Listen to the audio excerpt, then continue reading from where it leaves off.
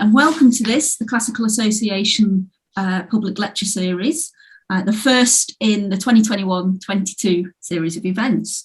And we're welcoming our members, of course, but also students and colleagues at two of our city's universities and teachers and pupils at a number of schools in the Northwest, as well as members of the public in the UK and beyond the UK, I can see from some of the participants list there. I'd just like to introduce with a few words about the Manchester CA. We do some great work with local schools and teachers, such as an annual text day, where we offer assistance with A-level and GCSE students studying Greek and Latin texts, and an ancient literature and languages reading and performance competition, which runs annually in normal years when we don't have a pandemic on. And I'd like to thank in particular both Kat Morford and Matt Ingham, who do such a lot of work organising that with our schools.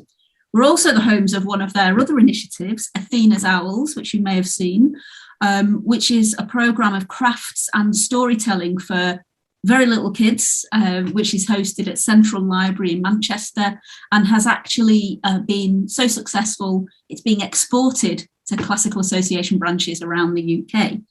And these involve, even during COVID times, competitions where we've received, I looked at nearly 200 entries of little stories written by kids of all ages around classical myths and so on. So we do a lot of work with that. And it's all done by volunteers. We're all staff and students at the universities and teachers and pupils volunteering our time for this. So any membership fees that we receive help us to continue this work. So do please consider joining the association for a very modest fee. Students are free, everyone else, it's a modest fee. We're also in conjunction this evening with the Manchester Centre for Public History and Heritage, which is one of our research clusters within the History Research Centre at Manchester Metropolitan University. And Jules is putting links for all of these in the chat box as we speak. And within that cluster, we work on public engagement and co-production across archaeology and history from the ancient world to the modern world, including heritage work as well. So that's some brief preamble about who we are. Now let's introduce our speaker, Dr. Emma Southon. And it's an enormous pleasure to welcome Emma. I've been trying to summon up the courage to invite her to one of these for a number of years. Emma completed her PhD back in 2007 at Birmingham, and it was published in 2017 as a book, Marriage, Sex and Death, The Family and the Fall of the Roman West. And her first book is a biography of the much maligned Agrippina the Younger, who you know is sister of Caligula, wife of Claudius and mother of Nero. And her second book is this amazing one, A Fatal Thing Happened on the Way to the Forum, which is an exploration of murder and homicide in the Roman world. What a fantastic topic and a fantastic title. She also co-hosts a history and comedy podcast with Janina Matthewson called History is Sexy. Of course it is, we all know that. And you'll find a link in the chat box to Emma's website, and she's also on Twitter at Nuclear Teeth, I think. So yes. You can follow a lot of her work and her thoughts there. So what we're going to do for the next 35-ish minutes is chat a little bit about Emma's book. You don't have to have done your homework and read it, but we hope that at the end of this, you'll at least go and buy a copy from your independent bookstore or order a copy for your library. And I'm sure you will find it of immense enjoyment. So we're going to talk a little bit about that this evening. So Emma, let's talk about this book, A Fatal Thing. And it's a book about murder in ancient Rome. And it's great. We all know that the Romans were a real bloodthirsty lot. And as you say, I think in one of your chapters, you say Rome was staggeringly blood-soaked from the top to the bottom, which is, I think, just sums up the topic really well. And I'm wondering if you could tell us maybe, telling us a little bit about what drew you to the topic of, well, focusing on murder specifically, rather than, say, death and killing more broadly for the Romans. Well, firstly, thank you for inviting me. You could have invited me ages ago. But what it came about because I am quite into kind of true crime, and I listen to a lot of true crime podcasts, and have a bunch of like group chats where we talk about various true crime podcasts, basically. And this specifically came about on the day that the Golden State Killer was arrested, which was a really big deal if you're in true crime kind of areas, and all of the group chats and everything were going wild over it because he was one of the great true crime mysteries of American true crime. And talking about kind of why we are so interested in this kind of thing, because I think we all felt a bit guilty about being so prurient about being so excited and weird about it. But I have a friend who is really into true crime, who uses it as a history teaching tool. She teaches American history in high school, and she was saying, oh, it's super useful though, because you can get kids really involved in talking about history when you start them with a brutal murder. And I thought, you know what, that's really good, because you can, like, by looking at what murders are important and what murders get talked about in public spaces and what murders don't, and what gets investigated, what doesn't, what kind of makes a massive stir and what doesn't, you can really tell a lot about what's going on in a culture at that time. I thought, oh, Matt, I bet someone's written a really good book about Roman murders. Like, I bet there's loads of like Roman crime stuff, and there must be something on Roman homicide. And started looking and looking and looking and all I could find was the Murder Is Not a Crime book by Judy Guerin, which is like about law. And eventually I realized that nobody had written it. But I couldn't get it out of my head as such a good lens to look at a society, basically. Like, what do they think about murder? What do they think about homicide? How do they define it? What ones really shake their world and make people talk about them in the street? And then I started thinking about it more, and then I was like, hang on, when you think about it, like all of the creation myths that they tell themselves, like Romulus and Remus is a murder, and then Lucretius is kind of a murder, and then you kind of, the more you go through, you realize there's a murderer at almost every big turning point in Roman history. And that was when I was like, oh, okay, actually maybe this is a really good maybe this will be really interesting. And then I couldn't stop. So yeah, I mean, it's interesting, isn't it, about how, I think you talk about this a little bit in your introduction as well, about how murder it's not intrinsically a thing. No, it's something that's defined by, the same as any crime, I guess, as well. And yeah, it's completely a cultural construction of what the difference between a murder and a homicide is. The homicide is one person killing another person, but then whether that is considered to be a murder is completely depends on the context in which it has happened. If it happens on a battlefield under the rules of war, then it's not a murder. If it happens because I've been sentenced to death and you kill me, then it's not a murder. And those are kind of clear-cut ones. But then you get things like first-degree murder, second-degree murder, third-degree murder, manslaughter. That was a rabbit hole that I went down for such a long time, and looking at how murder is defined in different American states, because they have all of these different rules, and some of them are really complicated. And you don't even actually have to kill people. You don't even have to kill someone in certain circumstances in order to be accused of murder, or to even be guilty of murder. And then you get those kind of extra cultural layers on top of it might technically be a murder, but is it considered to be a murder? So like a sex worker being killed is never going to be the kind of great earth-shattering news event that a small child being killed is going to be, and that's because that's what we value. And a little blonde girl is always going to be more important than any other kind of child. And you get these kind of layers as to what are the most important murders, that are all completely culturally defined, and tell you a lot about the culture in which that murder happens. Yeah, that's really interesting. And I guess that there's always then going to be a distinction between what's the case in law and what's actually, in reality considered and talked about in our media or our sources in different ways. And that's why I wanted to do a kind of true crime lens rather than a crime lens, because crime, like, you can say that something is illegal, but lots of things are illegal that don't get prosecuted. Like the example that I use a lot when I'm talking to Americans is that technically cannabis is federally illegal, but it is legal in various different usages across various different states, and it is not really prosecuted outside of certain circumstances which are culturally defined and often racially defined. But that's illegal. If all we're left with in 100 years is the federal law, then we'll say that cannabis possession is illegal and it has this effect, and this is the punishment for it. But on the ground, that's not what the situation is at all. And a kind of a more true crime lens is how do people actually react to this crime, rather than what does the law say, because the law is so reactive and does not often describe what is really occurring. I think that's such an important point to make when you're talking about the ancient world, where the source material is so sparse, and we do often over rely on legal texts instead of what's happening around them and all the other kinds of sources. And I guess as a public historian, you've got that opportunity to engage a bit more creatively, imaginatively, but with different types of sources in that way. Exactly, and do a bit more storytelling.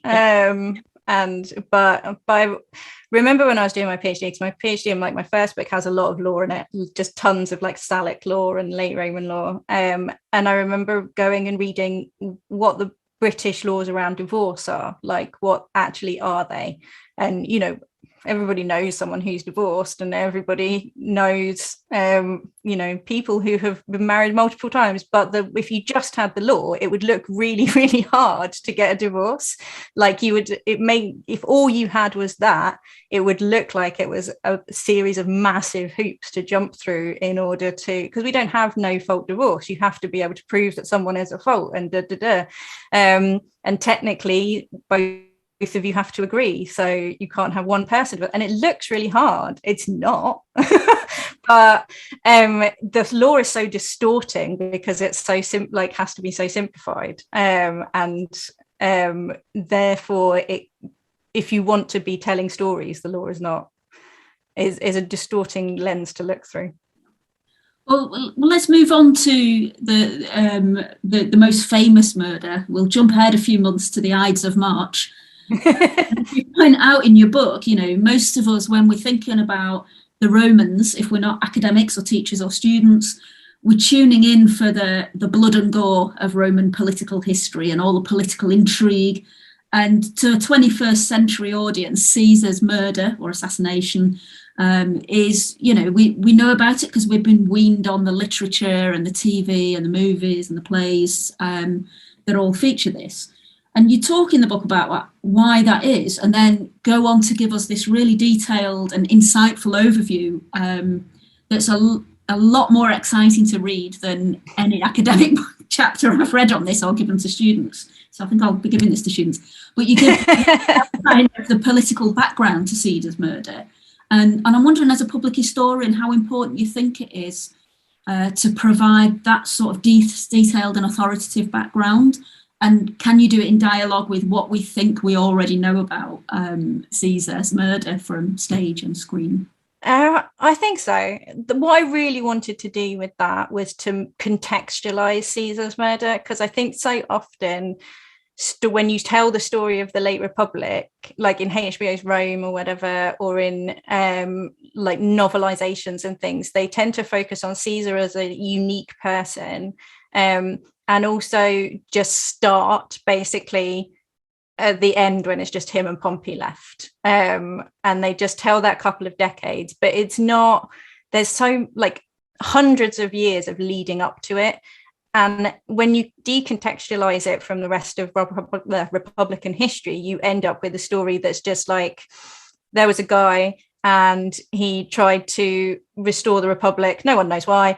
And then they murdered him, and it makes him makes his murder look completely inexplicable almost, or at least less explicable.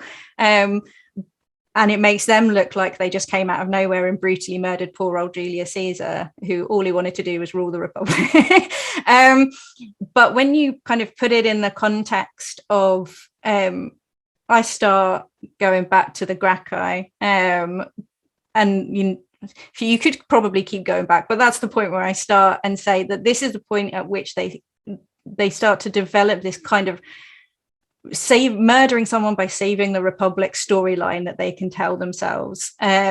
And you can take it all the way back that executing someone to save the Republic is this story that is an important part of how they consider themselves to be so exceptional that they'll do anything to save the Republic. The Republic is above and beyond all of it. And it's the story that Cicero tells himself when he extrajudicially murders Catiline. And it's the story that they tell themselves when they kill the Gracchi. And that's the story that like Brutus and Cassius and t'other Brutus that everyone forgets about are telling themselves when they come together to kill Caesar, that it is going to be, it's part of this long tradition of executing a threat to the Republic. It's not a one-off event, but it looks like it's a one-off event if you decontextualize it. But I wanted to show that actually assassination or murder, depending on how you want to define it, is really actually embedded in the kind of Roman Republican, and then it continues on into killing emperors as well, where they all tell themselves that they're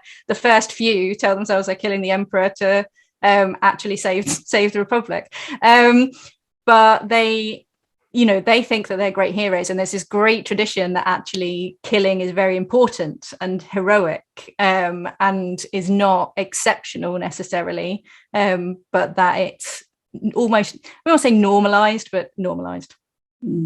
It's quite an interesting, again, it's a good example of how you can use a kind of public history kind of perspective and method to sort of really address this key thing that you pointed out, that we're looking at people who tell themselves stories about and perpetuate those myths. And when you're looking at anything to do with Roman politics, it's so bound up with myth and what people, you know, and this fantasy of restoring a republic that never was. And myth making themselves and constantly retelling the story of what Rome is and what the purpose of it is. And when I remember when I was like an undergraduate or whatever, and I suddenly realized that all of the stories about the beginning of Rome and and what Rome is and what Roman values are, like they all come from this really compact period of Roman history where they were all just felt the need to retell that story and myth make themselves. There's a sort of massive insecurity.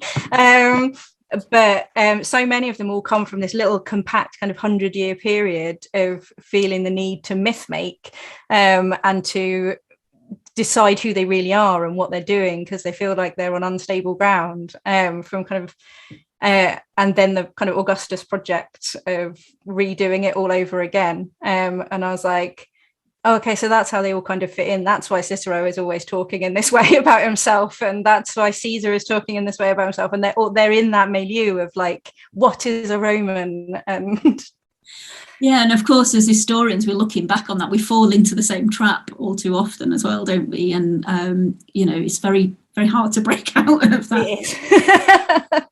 It is. I'm wondering how you think we do that with, given, you know, I'm trying to think off the top of my head of scenes I've seen on TV or on the screen, and I'm coming up with things like Up Pompeii and Carry On Cleo and things like that. Yeah. But anything to do with Caesar's murder and assassination, how do you think, you know, as a public historian, an author, podcaster, how do you speak in dialogue with that kind of image that we've got? Do you think we should be challenging what people think they know, or how do you work around that? I try to avoid challenging things because I always feel like you're going to end up being like, well, actually, it wasn't. I think that saying this is the, you know, I generally will say this is the story that's told. Like the story that has stuck about Caesar is this story. And where has that come from? And what I find people really like, and what I really like as well, is like, where does this thing that we think we know come from? And then when you can explode it like that and say, okay, so we think that Caesar was this guy who came out of nowhere, crossed the Rubicon, and then marched around shagging everybody, and then was brutally assassinated by some baddies. So where does that story come from? And it comes from largely from Shakespeare, who he got it from Plutarch, and Plutarch was writing because he's writing in the context of a world which has never not known emperors, and so he's writing a really specific story. And then he got it from here, who is writing under Tiberius, and therefore is writing in a really specific kind of early imperial context. And that's, but if you actually, and kind of if you start and say, sure, fine, that's the story, and not criticizing the story, basically, because it's such an easy trap to fall into, to be like, actually it's wrong. But nothing in history is wrong. Like, it's all just another story, and here's where it came from, here's why this is interesting. And actually maybe it's even more interesting that he's part of a long tradition. And yeah, I suppose it's like the shit sandwich, really, isn't it? Like, yeah, that's really interesting, let's think about it like this, but no, you're right, that was really yeah. And I think that's a really good way to explain how we're looking at history, whatever kind of bit of the sector we're in, or the profession we're in, whether we're public historians or students or members of the public or whatever. We're thinking about stories that have been told, in particular, yeah. passed down. And I think in ancient history there's more of that to unravel, simply because it happened so long ago. Yeah, and there's so many centuries of intervention in between. Like, I did a bunch of stuff on Boudica recently, and the sheer amount of Boudica stuff that we think we know that comes from the Tudor period, that is just completely shaped by people simultaneously rediscovering Tacitus and going, she looks a bit like Elizabeth I, and linking it all together is fascinating. And it's all kind of mediated by that, so that Boudica becomes this person who is simultaneously a big baddie and the great heroic savior of Britain. Yeah, that's really interesting. It helps, I think, that I was really influenced by, I read a load of Jerome de Groot's work, who I think is at Manchester as well, actually. I read his like Rethinking History, and there's a lot of stuff about how he wrote a lot about historical novels, and how doing family history is doing history, genealogical work and reenactment as doing history, and how all of this stuff is and watching TV is all doing history, but in a different way to academic history. And I read him when I was like years ago now, and it was just like a complete mind blow. And as a result, I think that completely obliterated any kind of, well, there's proper history and then there's historical novels kind of feeling that I ever had when I was younger. And kind of he really changed the way that I looked at TV and film and books and even comic books and all that kind of thing. Yeah, wonderful.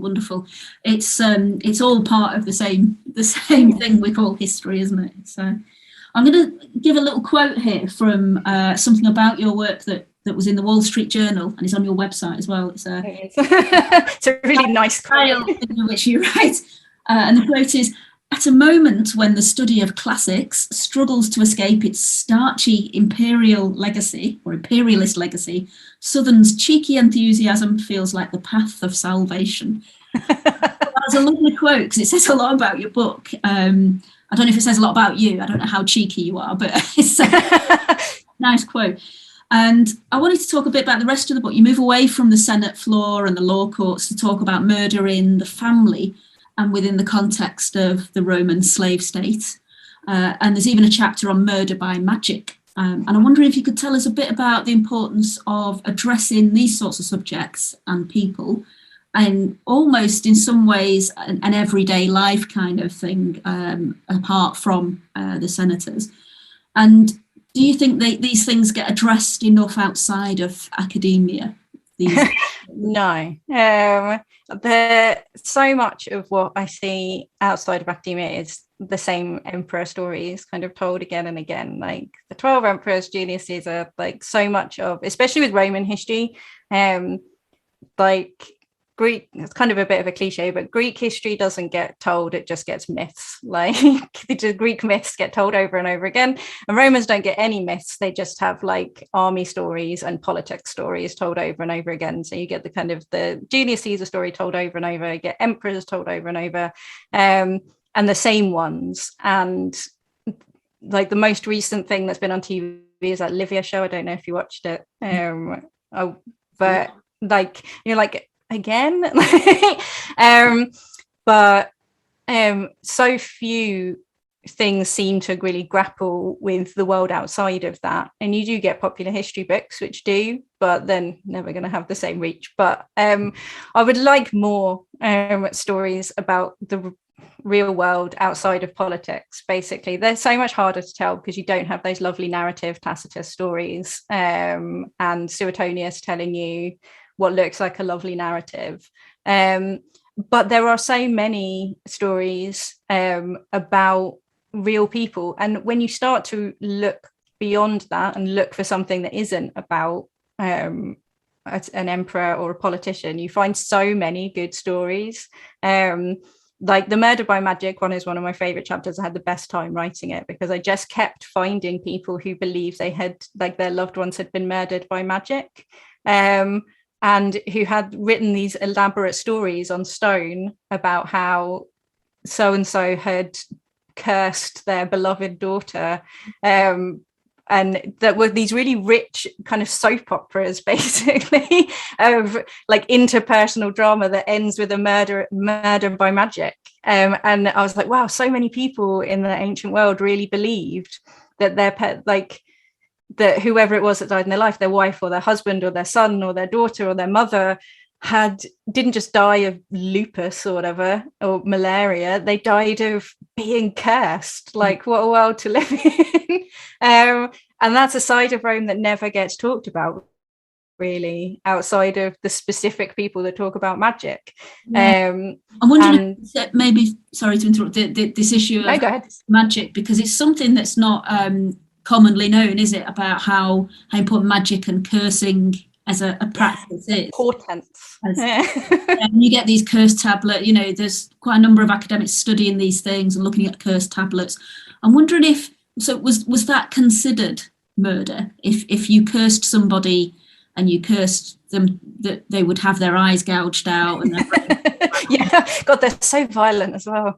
Yeah, they are a bit graphic. But if that were to happen, I don't know if you'd ever people would ever find out who cursed them. But magic is something that they're constantly going on about, like the use of magic or inappropriate use of astrology and things like that is the kind of thing that stresses out Roman authorities because it's a power that they can't control, and they don't like it. And so you get things like people being accused of making love potions that go wrong, like Caesonia and Caligula, she's accused of it. And then there's another one in Tacitus where a guy murders his wife, he throws her out of a window, the murder of Apronia. This is one of the best stories in Tacitus.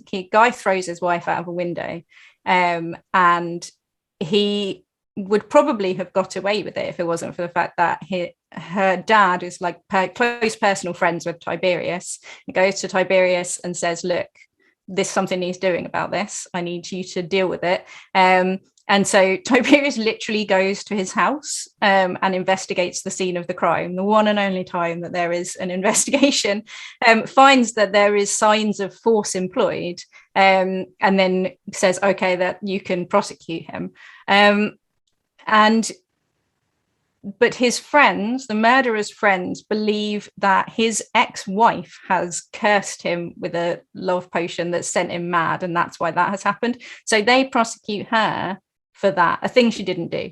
And you see these kind of little things where people take magic really seriously, and do drag people into court for doing magic and for cursing people from afar,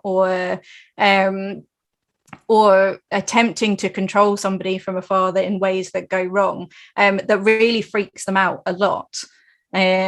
You do not see too many examples of people being successfully prosecuted for murder by magic, but definitely for using magic to do bad things. Okay. So I guess it's a handy tool. I guess they took the magic seriously, but in the example you just give us, they also took the misogyny seriously as well. So yes, they did. If there was a woman who could be blamed for something, then that would be ideal. But you see it with like there is the one big trial, which is Apuleius's trial, where he's prosecuted for doing magic and being a wizard. And the argument is largely over whether he has bewitched a woman to marry him because she's richer than him. And the things that they accuse him of are amazing, because they're like owning a mirror, having a particularly ugly statue, doing suspicious things with fish. And you're like, well, how can you defend yourself? And writing bad poetry is another one. How do you defend yourself against this? And I love that, because I think that so much of the kind of portrayal of Rome in modern literature and even in kind of non-academic history is as this place of business and politics and relentless pragmatism and getting things done, doing war. But actually, they're all lunatics who are kind of really freaked out by each other owning a suspicious looking mirror, and constantly dragging each other into court because they think that somebody owns a fish in a suspicious way. And they're just looking at lightning and being like, what does that mean? And constantly asking astrologers about stuff. And they're actually very, very kind of in tune with this world of magic and supernatural things and the gods talking to them. And that's a much more realistic and fun version of Romans than just 9 soldiers and an emperor. Definitely. I'm thinking back to that Wall Street Journal quote, the sort of starchy vision of classics as a discipline. We've worked ourselves into a corner in lots of ways where particular sources are canon. We use them and with good reason. I don't want to undermine that. But I think because of that and the sort of tradition around it and the growth of classics in UK higher institutions anyway, in classics departments, the minute you break out of that, so for instance at Man Met, where we're teaching in a history department, and at other post-92 institutions where I've met the odd ancient historian working in a philosophy department or an English department or whatever, who seem to have a bit more freedom to break away from that canon and do more interesting things. Stuff. I do quite often think that I am, and every so often I Google another person that I've remembered to see if I'm still right. But so many of the kind of public historians of that write about classics are from the same 2 universities, and from classics departments. And I was not in a classics department, I was in ancient history department, in ancient history and archaeology department at Birmingham. And so I do think I have that slightly, like I don't feel so tied to those sources, and I'm not anywhere near as tied to like the poetry and epigraphy and stuff like I'm much more into epigraphy and slightly broader range of sources. But I do think that people get tied to certain sources, and then they get kind of, nobody retells Suetonius with a version that includes all of the miracles that Vespasian probably did, and nobody retells Tacitus with all of the portents that he includes. Like the end of every chapter includes a list of things which magic, like a swarm of bees landed on a statue and that portended this, and lightning hit all 5 temples at the same time, and a child was born that was half pig, half human. And you're like, okay, thanks, Tacitus. But those bits are as much a part of his worldview as his discussion of why he thinks Tacitus lied to the Senate, and they should be included, I think. Definitely. We should say, with all of that, the disclaimer is not to undermine the discipline. Oh, no, absolutely not. They are vital and important. Couldn't do without them, because they're keeping the rest of us going, to be honest. I think because we're such a relatively small discipline across classics, archaeology, ancient history, we do sort of talk to one another and have dialogue and work together across different departments. Yeah, which is good. Never really feel siloed off.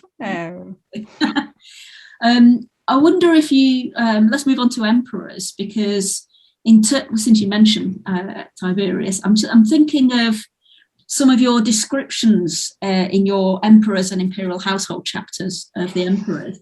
And you give us you teasingly offer us this view of Gaius Caligula as a would-be iPhone social media troller, and Titus and Domitian as kind of 1990s American teen movie characters. And you go off into what might be considered a tangent by some people, but this wonderful, depiction of Titus and Domitian in the characters of the dramas. It was amazing to read. I loved it. I think I cast them as well. I decided who would play them. I want to see the movie that comes out of that. So I'm just thinking how important and effective do you think it is to offer some characterization of Roman emperors as individuals when you're writing for a public audience? Because this is something that the sources do. I mean, when I'm teaching students, and we do, a class on how the emperors come across by the different sources, and I teach my students that actually this characterization is very much a thing in itself. It's not necessarily something to be taken at face value. And you're doing something quite similar to what those sources are doing, but I somehow like it a lot more. And I'm wondering I think what makes that effective. The thing I like to do is show how tropey they are. Like Domitian and Titus are portrayed in such a kind of a very specific way, where one is the good guy and one is the bad guy, and like everything that one does is the best possible thing that ever happened. Sorry, my cat's come to join in. And everything that Domitian does is the worst possible thing that could happen.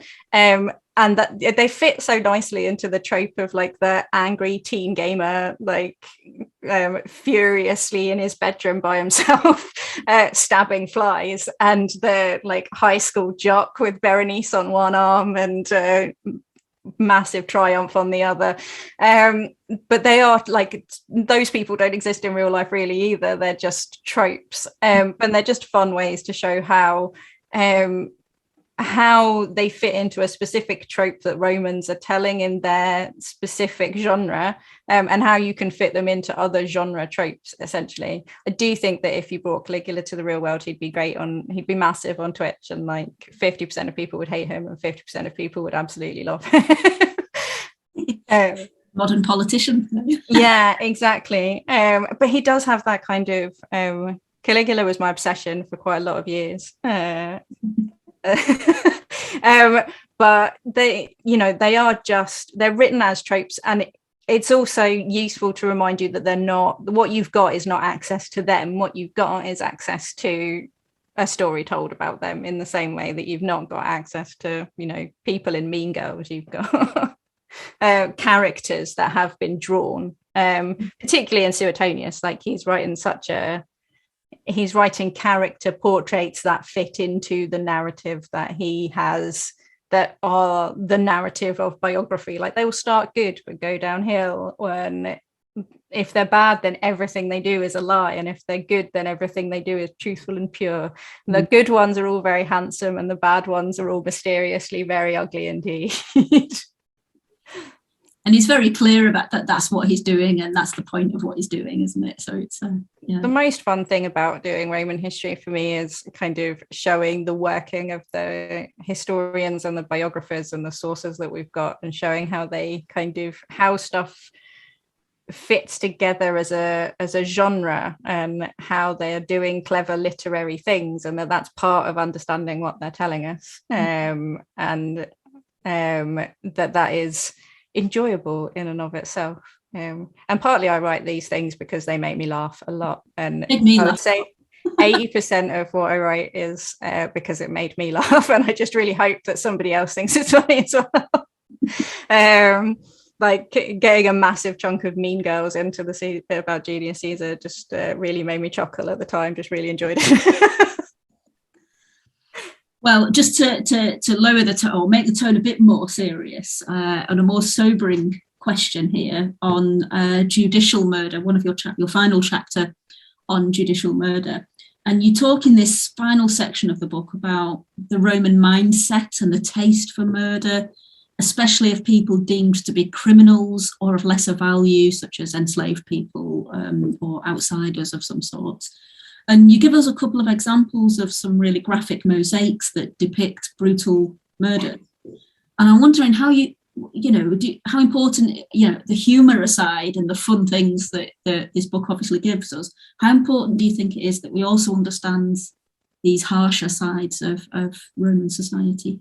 The humour is really all a trick to get you to read the grimmer bits about how the Roman society was incredibly grim. And that's the most important bit for me. Like, whenever anybody asks me, like, what do you want to take away from this? I want to say that Rome is not a place you would want to live. And 99% of us would not be Cicero in a lovely villa, pouncing about writing poetry. We would be down on the floor at risk of being kind of declared to be infamous at any given moment, and surrounded by people who are unfree, just completely surrounded by a society which has slavery embedded into it in every aspect, which cannot exist without slavery. By the time the empire has grown, beyond about 200 BCE, and just how that completely skews their mindset around people, basically. Like, we have such a fundamental belief in the modern world that every individual deserves to exist because they are an individual who deserves to exist. They have a human right to live, and how alien that is. You have to deserve to live in the Roman world, and you can move between those spaces of being a person who deserves to live and a person who doesn't, or not even a person. Like, an enslaved person is talked about like you would talk about a secondhand bit of furniture, or if they're well trained, then a nice bit of furniture, but they're not talked about as people. And in the same way, criminals are all given this kind of blanket. They're usually not even given names if they're written about anywhere, or if someone's describing their horrible death, they describe like the amazing stagecraft and the wonderful way that it was performed and how they put on a whole play just so that one person could be burnt alive. But they don't, that person who got burnt alive and who had to lived a whole life up until that moment and then was dragged out and strapped to a thing and burnt alive and eaten by a bear, was like, they're just of no interest whatsoever. They don't even count in the story. They're not the interesting part. They're just an aspect, like the smallest aspect of it almost. And just how kind of warping that is to how you then deal with everyday life when you can decide that someone is just not a person anymore. There's this whole concept of social death, like they're already socially dead. Then how that affects your kind of your interactions with people who you think are valuable and who can be murdered and who are important, and then the people who are on the cusp of that. So freedmen, for example, you get all these discussions that pop up every so often as to should a free man be allowed to re-enslave his freedmen if they're not grateful enough. Like, no, obviously.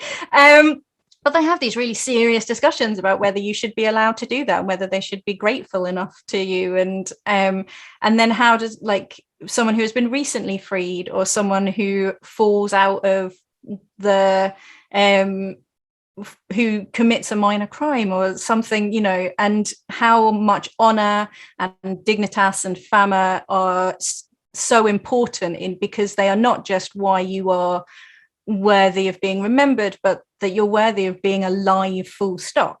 And yeah, I think that is probably the most important part of the whole book in terms of understanding the Roman kind of world, because if you can grind up people and not even think of them as people for just so casually, then that says so much about your interaction on an everyday level. Yeah, definitely. That's a very good, if very harrowing point at which to stop our. I love to bring everyone down at the end. Well, we'll have some questions in a moment. We'll just give you a chance for a breather. But before we start that section, I'd just like to thank Emma for such a wonderful conversation. And since this is still the bit that's being recorded, I'll just plug her book.